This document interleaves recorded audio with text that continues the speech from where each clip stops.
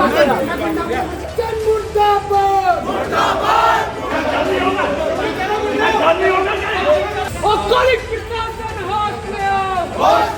मैं अभिषेक लोधी आपका स्वागत करता हूं सुरागीलाल न्यूज़ चैनल में। इस वक्त मैं मौजूद हूं राधेरी डिग्री कॉलेज में। दरअसल आपको बता दूं कि जो यहां पे आज आप मेरे पीछे देख पा रहे हैं, छात्र संघ के कुछ पदाधिकारी हैं, धरने पर बैठे हैं। दरअसल इनकी मांग है कि जो यहाँ पे कॉलेज प्रशासन के द्वारा जो है एक जो टीचर है उनके द्वारा जो है उन पर समय समय पर जो उनसे बदतमीजी की जाती है, उसी को लेकर जो है आज ये लोग धरने पर बैठे हैं। और कहीं ना कहीं इस वक्त जो है पुलिस प्रशासन भी यहाँ मौजूद है, तमाम सारे पुलिस के अधिकारी मौजूद है, कॉलेज प्रशासन मौजूद है।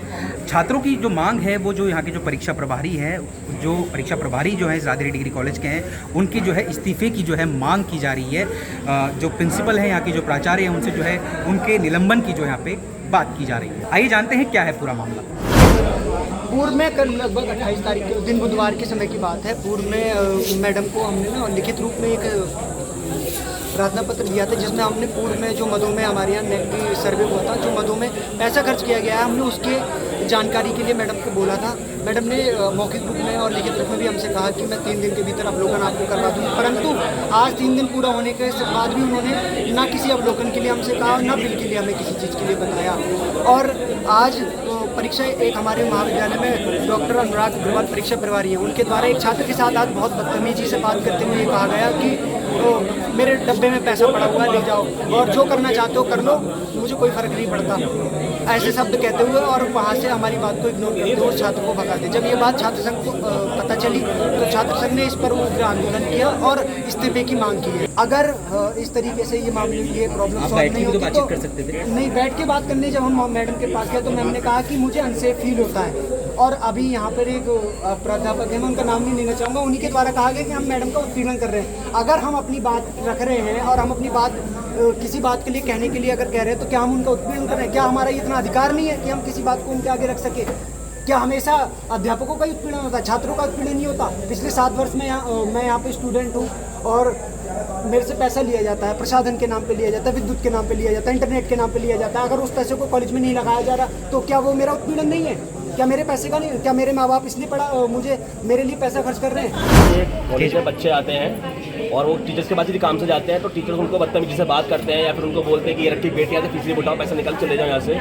और बच्चों के साथ मिसबिहेव होता है। एक यार टॉयलेट्स वगैरह है, प्रिंसिपल ने अपना ना रूम आप देख के आओगे अंदर से बड़ा बेहतरीन कर रखा है, AC लगवा रखी है, फ्रिज वगैरह सब है बढ़िया, वॉशरूम देखोगे एकदम अच्छा है, ठीक है। लेकिन यार बच्चों के लिए कोई व्यवस्था नहीं है। बच्चों के लिए आप वॉशरूम जाके देख के आओगे, स्मेल आ रही है। अगर टीचर्स मैं मानता हूँ टीचर्स है ना, आप इनके स्टाफ रूम में वॉशरूम वगैरह है, इनमें से कोई नहीं जाएगा अंदर, ठीक है। अपने स्टाफ रूम में जाते हैं। बच्चों के लिए जो व्यवस्था है ना, कोई व्यवस्था नहीं है कॉलेज के अंदर, ठीक है। लाइब्रेरी में बुक्स नहीं है, अक्सर बुक्स में धूल जमी पड़ी है, ना कोई टीचर सुनता है ना किसी कुछ, ठीक है। बच्चे कुछ बोलने जाएंगे तो उनसे बोल देंगे हो जाएगा, काम टल जाएगा, ठीक है। कोई एप्लीकेशन दे देंगे, हाँ हो जाएगा बोल के वो एप्लीकेशन ही गायब हो जाती है यहाँ से, कॉलेज में से मिलती नहीं है बाद में दोबारा के मिल जाए तो। एक हमारे यहाँ लड़का है, उसके बच्चे हैं जो जिसने उसकी फीस 2 बार जमा हुई थी कॉलेज के अंदर, ठीक है, एग्जामिनेशन फीस, ठीक है। उसको बोल दिया कि मेरे को नहीं पता कि कैसे हुई। अभी तो भैया कौन बताएगा, हमें ये नहीं बताएंगे तो यार हम लोग इनके थ्रू ही तो हैं, ठीक है। हम लोग इनसे तो पूछेंगे कि सर हमें ये 2 बार फीस सबमिट हुई है, अगर हमारी एक बार वापस हो जाएगी क्या है इसका, कुछ तो बताएंगे।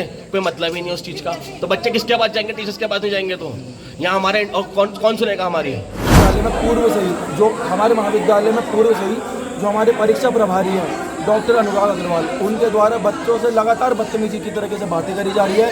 जितने भी बच्चे उनके पास किसी आंसर के लिए आते हैं, एग्जाम जितने भी इन्फॉर्मेशन ले आते हैं, हमेशा हमारे एग्जाम प्रभारी उन्हें गलत मुंह से बोल के उन्हें भगा दिए जाते हैं। हमने पूर्व में भी शिकायत हमारे प्रिंसिपल मैम को रखी थी और इसी को लेकर हमने कुछ जो कॉलेज के दस्तावेज है, जितने भी चीज़ें हमारे वहाँ सामान है, उस चीज़ को लेकर बिल पास करने के लिए कहा था। 3 दिन का टाइम दिया था, वो 3 दिन में अल्टीमेटम नहीं दिया गया। उस चीज़ को लाकर हम बैठे हैं। ऐसे ही आज एक छात्र हमारे परीक्षा प्रभारी के पास गया, उन्होंने बोला कि मेरी फीस 2 बार भर चुकी है। तो वो उनका कहने का उनका जो रिप्लाई था कि मैं ठेकेदार थोड़ी हूँ यहाँ पे जो बैठ रखा हूँ।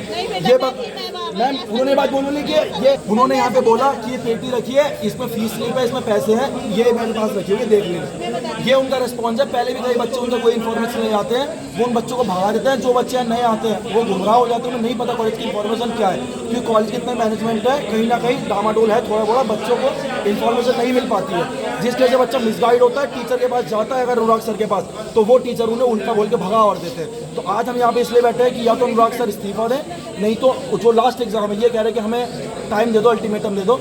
हमने कहा जब लास्ट एग्जाम है उस दिन ये लोग सारे इस्तीफा देंगे, लेकिन उस चीज़ को लेकर हमें रिटर्न में चाहिए।